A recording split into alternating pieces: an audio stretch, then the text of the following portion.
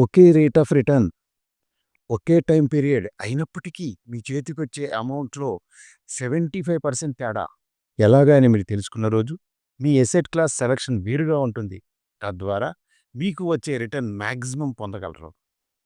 ఒక్కొక్క drop leakage ఏ విధంగా tank మొత్తాన్ని ఖాళీ చేస్తుందో, అదే విధంగా మీ ప్రోగ్రెస్ కూడా అనుకున్న లెవెల్‌కు పెరగకపోవడానికి ఇలాంటి చిన్న చిన్న లీకేజెసే కారణమని గమనించుకోవాలి.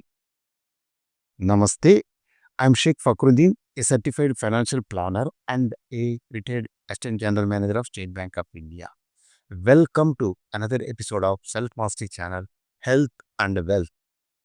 వీడియో డీటెయిల్స్లోకి వెళ్లే ముందు ఒక మనవి, మా ఛానల్ని మొదటిసారి చూస్తూ ఉంటే పర్సనల్ ఫైనాన్స్ సంబంధించిన ఇన్ఫర్మేటివ్ వీడియోస్ కొరకు మా ఛానల్ని సబ్స్క్రైబ్ చేసుకోండి. మనం 8% రేట్ ఆఫ్ రిటర్న్గా ఫిక్స్ చేసుకున్నాము. Bank deposit 8%, debt funds 8% and equity investment కూడా 8%గానే తీసుకున్నాం. అయితే మీ ట్యాక్స్ ల్యాబ్ 30%గా ప్రెజ్యూమ్ చేసి బయలుదేరుతున్నాం. అయితే ఇక్కడ మీకు ఈ చార్ట్ చూడండి. ఈ చార్ట్లో మీకు ఒక 30 years స్పాన్ చూపిస్తున్నాను. దీంట్లో మీరు 10 lakh rupees ఇన్వెస్ట్ చేశారు అనుకుందాము. 10 lakh rupees at the rate of 8%.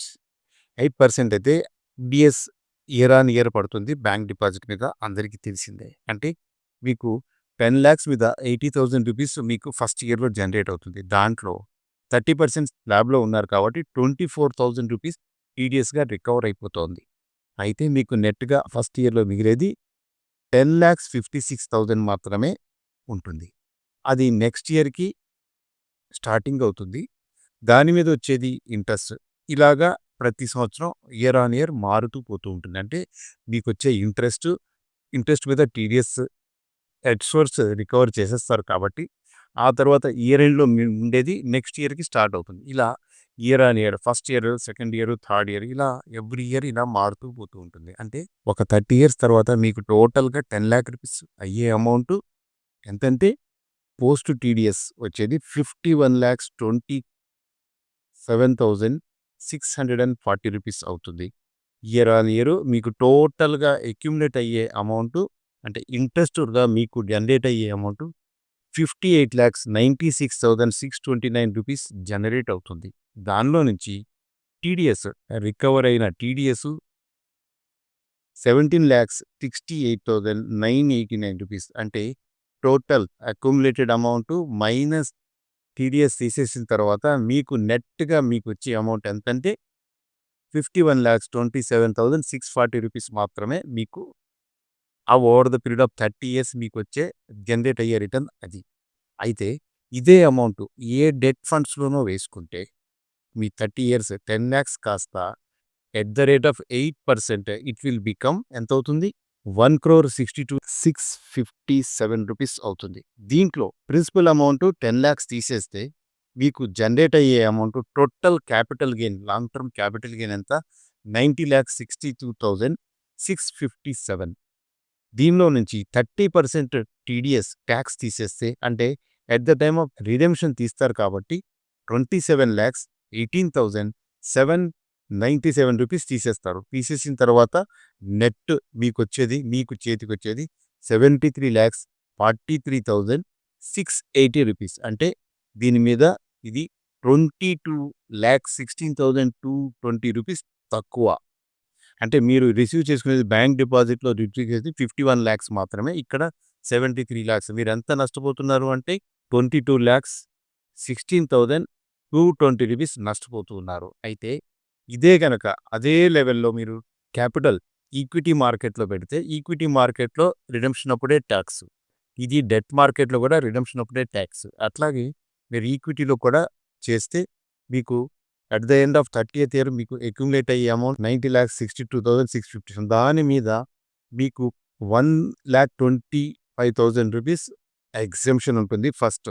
అది తీసేసిన తర్వాత ఉండేది 89,37,658 రూపీస్ మీకు net total long term capital gain కింద క్యాలిక్యులేట్ అవుతుంది. దాంట్లో నుంచి మీరు కట్టవలసిన ట్యాక్స్ 12.5%. 12.5% చొప్పున ఇది ఎంత అవుతుంది? 11,17,207 రూపీస్ మాత్రమే అవుతుంది. టోటల్ అమౌంట్‌లో నుంచి ఈ అమౌంట్ తీసేస్తే మీకు మిగిలేది అంటే జనరేట్ అయ్యే అమౌంట్ 1,62,00,000 దాని మీద మీకు టాక్స్ పోను మిగిలేది 89,45,450 రూపీస్ మీకు నెట్‌గా వస్తుంది. అంటే బ్యాంక్ డిపాజిట్‌లో అయితే 51,27,640 దీంట్లో అయితే 87 అంటే ఇది ఎగ్జాక్ట్‌లీ 75% మోర్ దాన్ ద బ్యాంక్‌లో వచ్చిందన్నమాట. ఇక్కడ మీకు మీరు ఇన్వెస్ట్ చేసిన అమౌంట్ 10,00,000 మాత్రమే. బట్ జనరేట్ అయిన అమౌంట్ కూడా సేమ్ రేట్ ప్రకారమే. కానీ మీరు తీసుకునే అమౌంట్ మాత్రం ఇంతగా తగ్గిపోతుందన్నమాట. ఇది గమనించుకుంటే మీ అసెట్ అలోకేషన్ ఎక్కడ పెట్టుకోవాలి, ఎలా పెట్టుకోవాలనేది మీరు ప్లాన్ చేసుకోవడానికి అన్ని రకాలుగా అనుకూలమైన డెసిషన్ తీసుకోవచ్చు. ఇక్కడ ఇంకొక విషయం కూడా నేను మీకు చెప్పదలుచుకున్నాను.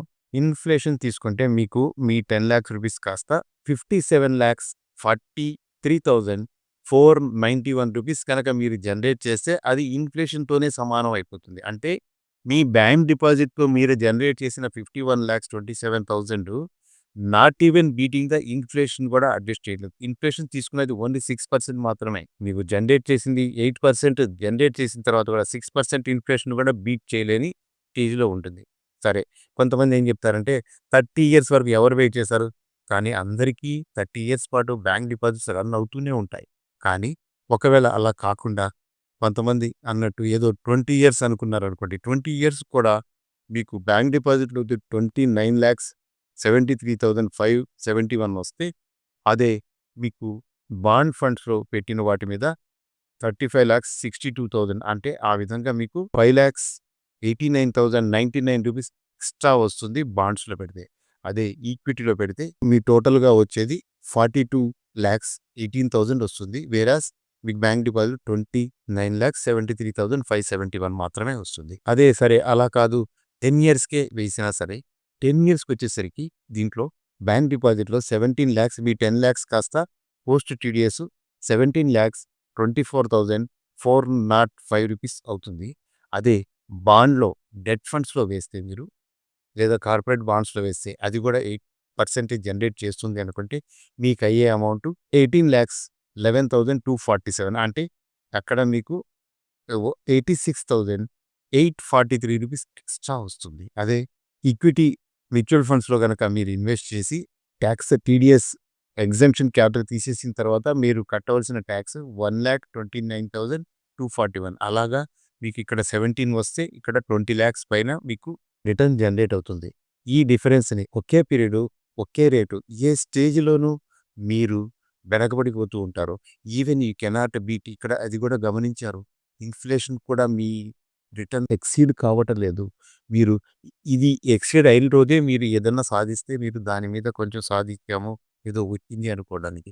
ఇక్కడ ఇంకొక విషయం మీరు గమనించగలిగితే ఇక్కడ మీకు టోటల్‌గా బ్యాంక్ డిపాజిట్ మీద కట్టేది 17,68,989 ఇక్కడ బాండ్స్‌లో అంటే డెట్ ఫండ్స్ మీరు కట్టేది 27,18,797 అంటే దీనికంటే ఎక్కువే. అయినప్పటికీ మీకు జనరేట్ చేసిన అమౌంట్ ఎక్కువ కాబట్టి మీరు అడ్వాంటేజ్ పొజిషన్‌లో ఉంటారు.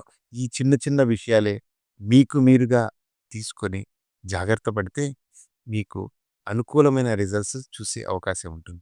చూశారు కదా! మనం గమనించుకోకపోతే చివరికి ఏమి జరుగుతుందో తెలియకుండానే అనుకోని డ్యామేజ్ జరిగిపోతుంది. ఇలాంటి వాటి గురించి ఎవ్వరూ మీకు అవగాహన కల్పించరు. మీరే గమనించుకోవాలి.